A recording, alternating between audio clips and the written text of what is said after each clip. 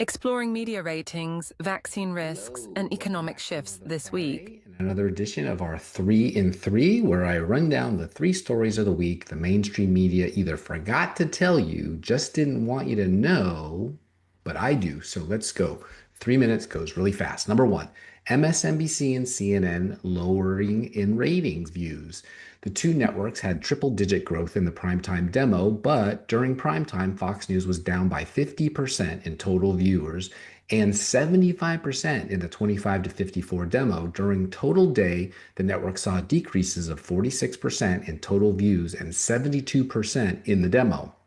MSNBC was down 20% in total views and 58% in the demo. During total day, the network was down 28% in total views and 59% in the demo. In prime time, CNN declined by 36% in total views and 59% in the demo. During total day, it saw losses of 32% in total views and 58% in the demo. Fox News had 13 out of the 15 spots of the most watched cable news shows in the week, with the five on top with 3.567 million total views at 5 p.m. Eastern Time. MSNBC's presence in the chart was courtesy of The Rachel Maddow Show, which aired at 9 p.m. Eastern Time on Mondays, taking the number 8 position with 1,857,000 total viewers. MSNBC was also represented in the chart by the 5 p.m. Eastern Time edition of Deadline White House with Nicole Wallace, pulling in 1,316,000 total viewers. Hannity took the top spot in the adult 25 to 54 demo, averaging 311,000 viewers at 9 p.m. Eastern Time. Fox News held 13 out of the 15 top spots in the demo, with MSNBC's The Rachel Maddow Show airing at 9 p.m. Eastern Time on Mondays, taking the 14th spot with 145,000 demo viewers. CNN's Anderson Cooper's 360 at 8 p.m. Eastern Time was the other non-Fox News show in the chart, with 138,000 demo viewers. In 2019, 6 short years ago, it was 2.43 million on average for Fox News Channel. The outlet swarmed MSNBC's 1.5 million and CNN's meek 797,000 in prime time, even back then. Among the 25 to 54 demo in prime time, FNC averaged 378,000 viewers for the month to MSNBC's 222,000 and CNN's 201,000. Expanding the scope to total day, Fox News snared an average of 1.4 million viewers to MSNBC's 852,000 and CNN's 557,000. Narrowing in on total day demo, CNN had a rare second place poll with 131,000 viewers to Fox News's 237,000 and MSNBC's 125,000. Interesting to see who survives next year. Number two, Food and Drug Administration scientists have found COVID mRNA jabs killed at least 10 children. The FDA's chief vaccine regulator told staffers Friday the real number of children and teenagers killed by mRNA vaccines is likely much higher, Dr. Vinay Prasad wrote in a 6-page note to staffers. After looking at 96 deaths of kids aged 7 to 16, FDA reviews found 10 died after and because of receiving COVID-19 vaccinations, Prasad wrote. That's over 10%. Not good, not safe, not effective. Healthy young children who faced tremendously low risk of death were coerced at the behest of the Biden administration via school and work mandates to receive a vaccine that could result in death, Dr. Prasad wrote. Also, a scoping review of 109 studies finds 56% of papers suggested a causal link between COVID-19 vaccinations and 6 major autoimmune diseases. Multiple sclerosis, 36 out of 109 studies, that's 33%. Systemic lupus, 28.4%, type 1 diabetes, 14.7%, Graves' disease, 11.9%, rheumatoid arthritis, 11.9%, Hashimoto's thyroiditis, and studies involving multiple autoimmune conditions, 10.1%. Reported clusters of overlapping conditions, a landmark 2025 review titled Natural Anti-Cancer Products Insights from Herbal Medicine, published in Chinese Medicine Lists. Landmark analysis identified 12 natural compounds with broad anti-cancer activity consistently targeting core pathways such as cell death, immune evasion, metabolic dysfunction, and metastasis.